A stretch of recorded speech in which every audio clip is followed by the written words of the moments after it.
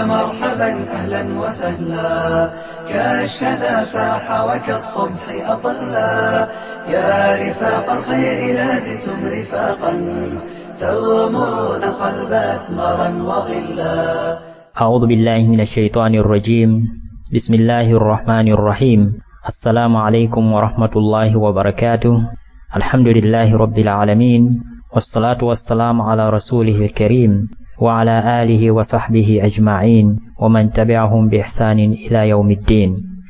Kwa muntu wina aliyense amene ali msilamu wanzeru zake, chinthu chachikulu chomwe chili chofunikira kwambiri kuti achiphunzire ndi aqidatu salafiyya al-khalisa, aqida ya mtumiki ndi masahaba ake omwe ndi masalafi salihi.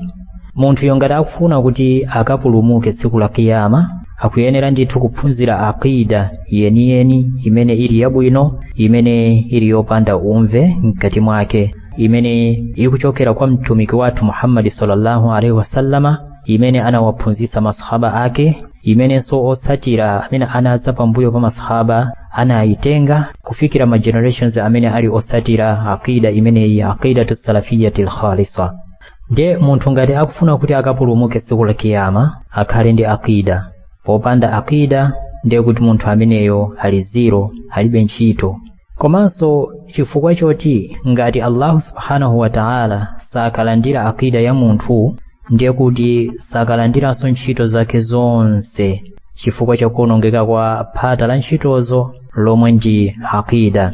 Munthu akhonza kukhala ndi aqida pa dziko lino lapansi, wina aliyense ali ndi aqida inde, koma tikunena aqida imene ili yabwino, aqida imene ili yopanda shiriki, imene ili yopanda kufri, aqidatun naqiyya, aqida yoyera kwambiri.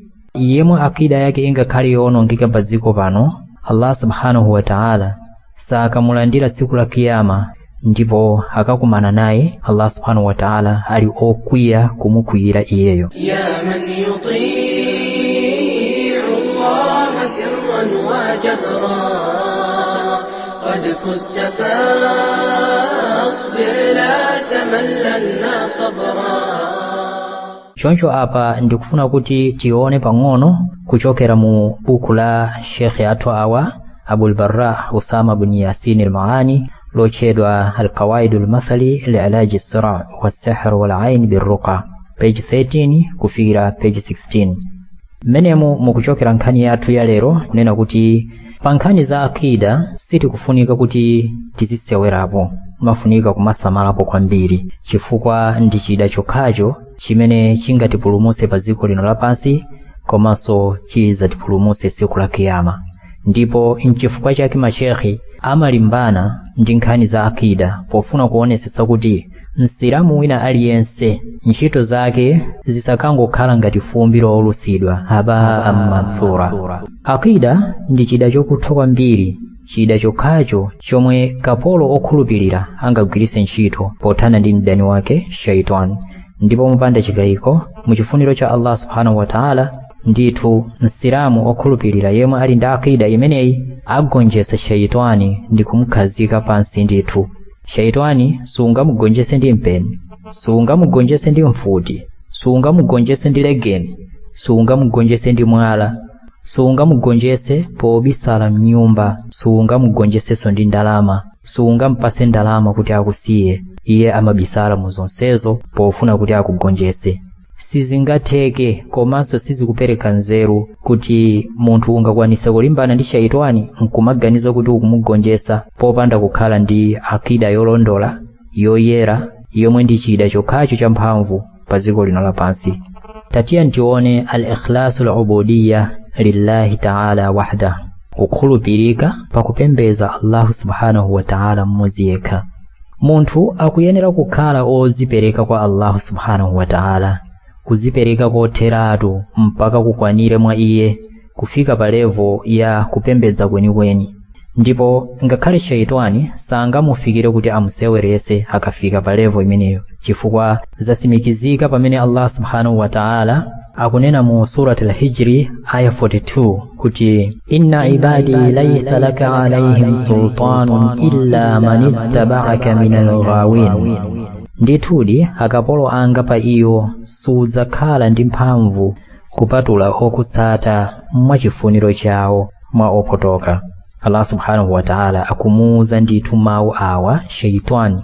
Mawu awa ankapita ndithu kwa shaitani pamene ankalonjeza kwa Allah subhanahu wa ta'ala kuti ndikawononga anthu, ndikawasokoneza, ndikawalowerera mu chuma chawo, mu ana awo, ndikawasokoneza iwowo. Ndi Allah subhanahu wa ta'ala anamuuza kuti ndithu akapolo anga, akapolo a Mulungu subhanahu wa ta'ala tu ndi amene ali okhulupirira asilamu, ndi amene Allah subhanahu wa ta'ala amawatchula kuti akapolo ake. Ndiye akunena kuti akapolo anga ine amene amandipembedza ine muchoonadi, amene ali ndi aqida imene ndawatumizira pa zikopo ineyo, ndithu akapolo anga amenewo sudzakhala ndi mphamvu ina iliyonse pa iwowo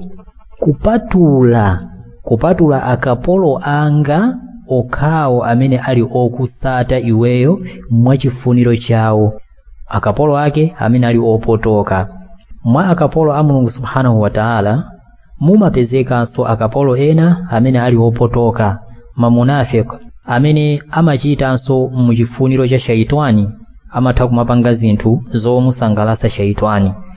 Akapolo amenewo ndi amene Allah subhanahu wa ta'ala ananena kuti kupatula amene azakutsate iweyo mwachifuniro chawo, amene ali opotoka ndi amene ungazawakwanise. Apa timakamba nkhani za akida nthawi zonse pofuna kuchenjezana komanso kupulumusana ku shaitani, chifukwa akanakhala kuti Allah subhanahu wa ta'ala sanapatule pamene pakuti ndithu akapolo anga pa iwo sadzakhala ndi mphamvu, akanasiyira pompo, ndiye kuti tikananena kuti ife ndi okhulupirira shaitani sangatikhunze basi. Koma shaitani ndithu akhonza kutizera ngati ife tingachite chifuniro cha shaitani, ngati tingamutsatire shaitani, ndiye kuti tikhala akapolo a Mulungu subhanahu wa ta'ala opotoka ochita chifuniro cha shaitani. Amenewo ndi amene akuwanena apa kuti ndithu iweyo ukakhala ndi mphamvu kwa akapolo anga opotoka, koma akapolo aine olungama amene ali otsatira chifuniro cha ine,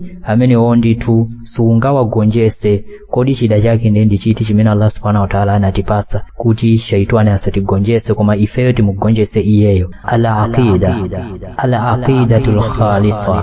Ukagwiritsa ntchito aqida ya mtundu umenewu zikhala kuti iwe wazipatula mugulu la awo opotoka aja omwe amusata shaitani mwachifuniro chawo posafuna kuziteteza. Kukhala ndi aqida yolondola kumamuteteza munthu muzambiri.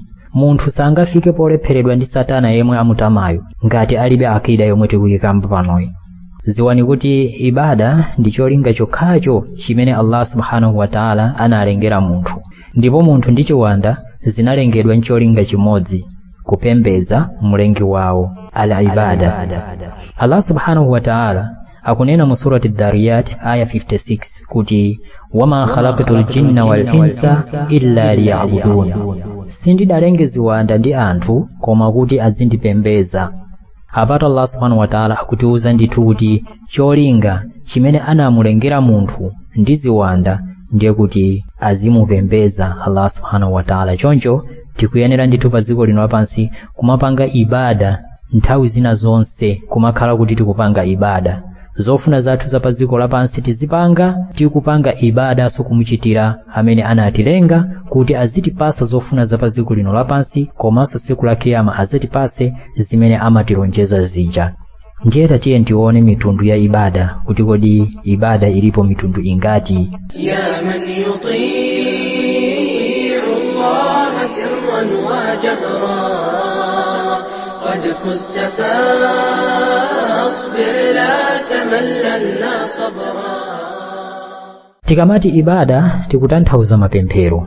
Ndiye ibada hii ndi dzina kapena kuti mapemphero. Tikamati mapemphero ndi dzina limene likusonkhanisa zoyankhula komanso zochita zonse zimene ndi zoonekera komanso zosaonekera, zomwe Allah subhanahu wa ta'ala amazikonda komanso zimamusangalatsa zikachitika kapena zikayankhulidwa.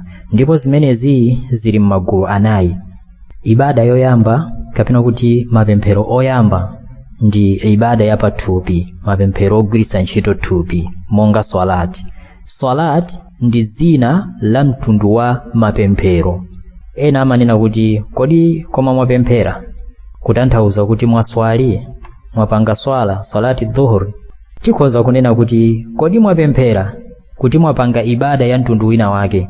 Ibada kupemphera, kaya ndi kusala, kaya ndi kupita ku haji, kaya kupanga tawafu, kaya kuzinga, kaya kupanga tawakkul. Imene yeso ndi ibada, kukhulupirika mwa Allah subhanahu wa ta'ala, kuzipereka. Imene ndi ibada, kupereka sadaka. Imene ndi ibada koma kuti ili magulu. Ndiye swala ndi ibada kapena kuti ndi mapemphero amene ali mgulu la mapemphero a kugwiritsa ntchito thupi. Chifukwa popanda kugwiritsa ntchito thupi, swalati imene timaswali singatheke. Choncho swala ndi ibada ya thupi. Ndiye paliso swaumunso timagwiritsa ntchito thupi. Paliso haji ndi ibadanso imene timagwiritsa ntchito thupi. Tawafu timagwiritsa ntchito thupi. Rukuu, sujudi, imene yonso ndi ibada. Ibada yachiwiri ndi yachuma, kugwiritsa ntchito chuma popanga ibada, pompembedza Allah subhanahu wa ta'ala, monga kuzinga kumene timazinga mwezi wa Dhulhijja pambuyo pa masiku 9, komanso kuzinga kwina kulikonse kumene timazinga mu zina la Allah subhanahu wa ta'ala, potchula zina la Mulungu subhanahu wa ta'ala kuti tikuzinga chinthuchi mu zina la Allah subhanahu wa ta'ala. Imeneyo ndi ibada ndithu. Kulonjeza uku ndi nadhiri. Munthu umatha kupanga nadhiri kuti upereka chuma kapena upanga zina za kugwiritsa ntchito chuma chako. Zaka ndi sadaka. Zakatinso chimozimozi timagwiritsa ntchito chuma, komanso sadaka timagwiritsa ntchito chuma. Imeneyi ndi ibada ya chuma. Ndiye pali ibada yachitatu, ibada ya muntima, mapemphero a muntima, monga kuopa, al-khushu'. Ibada imene ya al-khushu' imagwiranso ntchito mu ibada ina monga paswala. Aswala munthu kuyenera kukhala ndi khushu'. Ndiye kuti pamene ukupanga ibada ya swalati komanso ukupanga ibada ya kumuopa Allah subhanahu wa ta'ala, popanda khushu' ndiye kuti swala yakonso pena pake ikhoza kukhala yapenda ndithu. Umayenera kuwonjezerapo ibada ya khushu', kukhala ndithu womuopa Allah subhanahu wa ta'ala. Komanso kuzipereka, al-khudu', kuzipereka mwa Allah subhanahu wa ta'ala kuti ntchito imene ndikugwira papayi ndikugwira mwa Allah subhanahu wa ta'ala, komanso kuzipereka pachina chilichonse chimene Allah subhanahu wa ta'ala wakulamula kuti uchite. Kuyezamira wa Allah subhanahu wa ta'ala, imene ndi at-tawakkul, tawakkaltu ala Allah wa ala Allahi falyatawakkalil mutawakkilun. Kuyezamira mwa Allah subhanahu wa ta'ala, munthu ngati ulibe china chilichonse, mthumba kapena kunyumba, basi ugwire ntchito ina yake nkuyezamira mwa Allah subhanahu wa ta'ala kuti akupase riziki. Upange zina zake ndikuyezamira mwa Allah subhanahu wa ta'ala kuti akupase riziki. Kutembenukira kwa Allah subhanahu wa ta'ala, al-inaba, kutembenukira kwa Allah subhanahu wa ta'ala, monga mmene akunenera Allah subhanahu wa ta'ala mu surati ar-Ra'd, wa yahdi ilayhi man anaba. Izi ndi ibada, kupanga inaba, kutembenukira kwa Allah subhanahu wa ta'ala, ndi mtundu wa ibada mapemphero. Komanso kukhulupirika al-ikhlas, kukhulupirika kwa Allah subhanahu wa ta'ala, kupanga ntchito mokhulupirika, kupanga ibada yonseja mokhulupirika ndi Allah subhanahu wa ta'ala. Imene iso ndi ibada ya muntima, kugwiritsa ntchito mtima. Al-khushu' imachokera mu mtima, al-khudu' imachokera mu mtima, at-tawakkul imachokera mu mtima, al-inaba imachokera mu mtima, al-ikhlas imachokera mu mtima. Ibada imeneyi ndi ibada yosaonekera, ibada yoti amene amadziwa ndi Allah subhanahu wa ta'ala, ndiwo amene kuti ukupanga ibada yeniyeni. Ndiye pali ibada ya namba 4, ibada ya mawu, monga kulumbira, kupempha chithandizo, kupanga dua, kupanga dhikri, kudzichinjiriza kuchokera kwa shaitani. Kulumbira, wallahi ukuyankhula zimene ukuyankhulazo ndithu ukutsimikiza kuti ndikuyankhula momuopa Allah subhanahu wa ta'ala, pofuna kusimikiza pambuyo poti yabwera khushu' mu mtima mwako poyankhula, umazatulusa mawu wonena kuti wallahi, olumbira wa rabbil kaaba walladhi nafsi biyadihi. Kulumbira kwa mtundu wina uliwonse koma kulumbira mu zina la Allah subhanahu wa ta'ala, imeneyo ndi ibada ya mawu, chifukwa choti ukusimikiza kuti zimene wachitazo zimene wamvazo zimene ukuyankhulazo ndithu zimenezo ukuyankhula momuopa Allahu subhanahu wa ta'ala. Ibada ina ndi kupempha chithandizo, al-isti'ana iyyaka na'budu wa iyyaka nasta'in.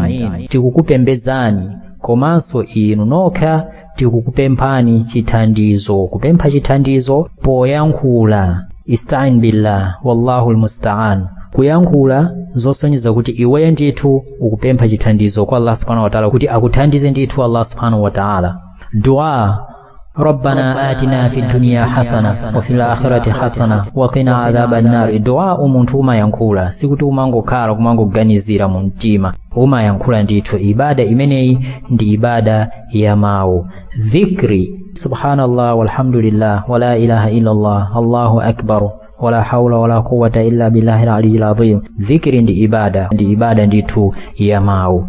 Kuzichinjiriza kuchokera kwa shaitani. A'udhu billahi minash shaitani rajim. Imene iso ndi ibada chifukwa ukumpempha Allah subhanahu wa ta'ala, ukudalira Allah subhanahu wa ta'ala kuti akuchinjirize, akubise iweyo kuchokera kwa shaitani.